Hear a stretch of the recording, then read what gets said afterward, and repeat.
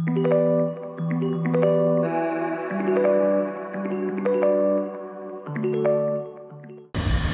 morning everyone. 8th of May 2024. মোটামুটি সকাল 10:30 থেকে ব্লগ স্টার্ট করছি। উঠেছি বেশ অনেকক্ষণ, বাট বিছানা থেকে উঠিনি। সকালবেলা উঠেছিলাম, কিন্তু জিম যাওয়ার ওই যে বলছি ওই একটা প্রবলেম, সকালবেলা উঠে যাওয়াটা খুব কঠিন।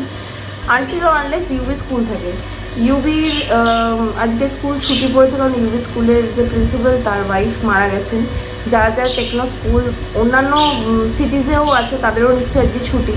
টেকনো ইন্ডিয়ার তো অনেকগুলো ফ্র্যাঞ্চাইজি রয়েছে, মানে অনেকগুলো ব্রাঞ্চ রয়েছে, তো সবাই নিশ্চয়ই ছুটি। তো সেই জন্য আজকে ওর স্কুলে ছুটি।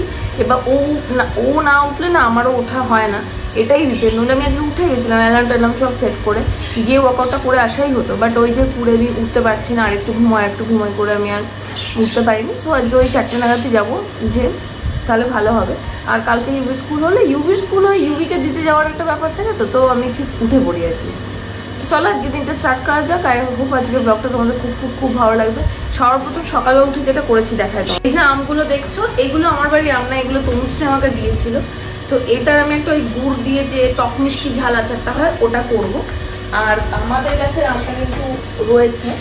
কালকে আম মাখাটা এত ভালো লেগেছে, আজকে আরেকটু আম মাখা করবো। বাকিটা কি করবো আমি জানি না, প্রবাবলি বাকিটা আমি ওই আম ঝোলও করে দিতে পারি, কারণ আম ঝোলটা কিন্তু এই আমাদের এই যে আমটার কি নাম সেটা আমি জানি না, কিন্তু একটু টক মিষ্টি হয়। তো এটা আম ঝোলটা খেতে খুব ভালো হয়। তো এই আমটার আমি আম ঝোল আর ওই একটু আম মাখা করবো, আর এটা করবো গুড় আম। আর বাকি যে আমগুলো আমাদের গাছে আছে ওটারও গুড় আম করবো, বাট আলাদা করে। বাট দুটো আমকে মেশাচ্ছি না, কারণ এটার টেস্ট আলাদা ওটার টেস্ট আলাদা, তো দুটোকে মেশাবো না। তো আজকে আমি বানাবো হচ্ছে রাজমা। তার জন্য রাজমাটা নিয়ে নিচ্ছি। রাজমাটা নিয়ে এটা আমি সেদ্ধ করতে দিয়ে দেবো। আরও অনেকগুলো টুকটাক কাজ আছে। তোমাদের কালকে ব্লগেই বললাম যে বুধবার দিন আমি জেনারেলি চেষ্টা করি বাড়িতে থাকার, মানে 5 দিন একদম টোটালি যাই, বাকি বুধ আর বৃহস্পতিবার দিন সন্ধ্যেবেলাটা। তাহলে কি আমার বাড়ির দিকটাও দেখা হয়, প্লাস পার্লারের দিকটাও, সব দিক তো ম্যানেজ করতে হয়, বুঝতেই পারছো। তো রাজমার রেসিপিটা দেখাচ্ছি না, শর্টস ব্লগে আমি দেখিয়েছি। তোমরা রাজমার রেসিপি বাই সাগরিকার ডায়েরি বলে সার্চ করে পেয়ে যাবে। আজকে শুধু সিম্পল করছি, আর ভীষণ কম তেল দিয়ে করবো যাতে হেলদি হয়। আর তার সঙ্গে জিরা রাইস করবো। এই আচ্ছা জল ফেলছি।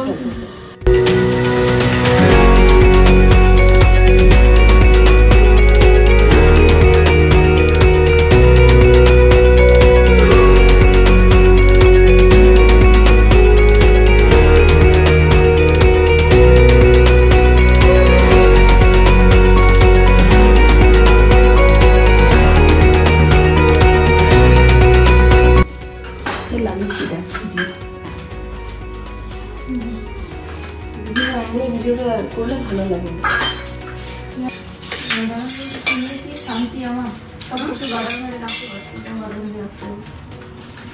গাদা পেয়ে রাজমা কিভাবে করিস দেখ আমার মতো।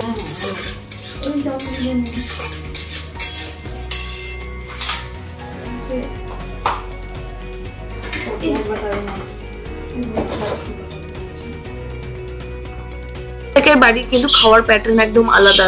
আমাদের বাড়ির খাওয়ার প্যাটার্নটা হচ্ছে এরকম কোনো ব্যাপার নেই যে প্রত্যেক দিন ডাল ভাত 5 রকম সবজি এইসব দিয়ে কিছু করতে হবে। সো বেসিক্যালি যেদিন আমি সিম্পল খাবার একটু অন্যরকম কিছু করি, সেটা আমরা সবাই খুব ভালো খাই। এখন সিচুয়েশনটা এমন হয়ে গেছে যে একটু হালকা পাতলা রান্না করতে আমি বেশি পছন্দ করি, কারণ আমি খুব একটা রিচ খাই না। তো আজকে রাজমাটা খুব হালকা করে করেছি। যদি তোমরা একদম কম তেল মশলায় রাজমার রেসিপিটা দেখতে চাও অবশ্যই আমাকে জানাও। সব কিছু লঙ্কা পেঁয়াজ সব কিছু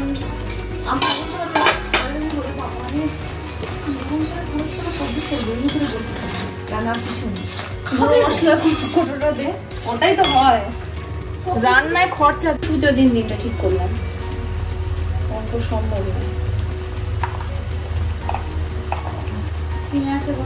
অনেক কজন হবে আমি, তুমি তো দাদা।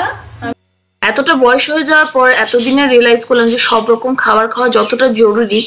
বাই দ্য টাইম যখন আমাদের এজ বাড়ে না, তখন আমাদের টেস্ট বার্ডস গুলোও চেঞ্জ হয়। বিশ্বাস করো, ছোটবেলা আমার রাজমা চাওয়াল খেতে একদম ভালো লাগতো না। মা বাড়িতে বানাতো এবং মা বলতো খা, ভীষণ ভালো।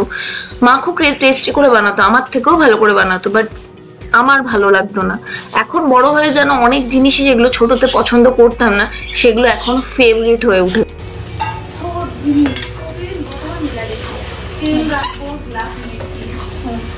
আর আমিও কিছু আমার বাড়ি যখন যাবে না আমাদের ওরা ব্যবহারই করবে, মানে এবার এরকম বেশি আছে, এটা হবে না, গন্ধটা ঢুকবে না।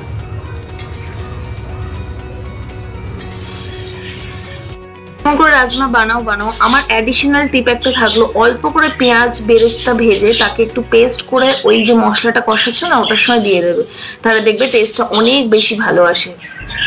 এবার একটা বাড়িতে আছে সেই জন্য একটুখানি রাজমা বানালাম, আর জানো তো কালকে রাতেই সোক করে রেখেছিলাম। আর রাইস বানাবো, জিরা রাইসটা নর্মাল জিরা রাইসও হয়, বাট আজকে একটুখানি পিস তারপর কাজু এইসব দিয়ে বানাবো। আমি কাজুটা দিই জিরা রাইসে জেনারেলি, কাজু পেঁয়াজ। আমার জিরা রাইসটা একটু অন্যরকম হয়, ওটাকে পোলাও তোমরা বলতে পারো। শুধু প্লেন জিরা রাইসটা ওরা খেতে পছন্দ করে না, বলে কোনো ফ্লেভার নেই কিছু নেই, ওই জন্য আমাকে ওটা একটু আমারও ভার্সানে করে নিতে হয়। তো আজকে একটুখানি ফ্রোজেন পিস ছিল, ওটা কাজু তো দেই, পেঁয়াজ এইসব দিয়ে একটু সুন্দর করে বানাবো। যদিও এটারও রেসিপি দেওয়া আছে, শুধু ওর মধ্যে পিসটা নেই, যে রেসিপিটা আছে কাজু পেঁয়াজ এগুলো আছে। তো তোমরা চাইলে জিরা রাইস রেসিপি বাই সাগরিকার ডায়েরি সার্চ করো, ওটা তোমার শর্টস ভিডিওতে পেয়ে যাবে। হ্যালো,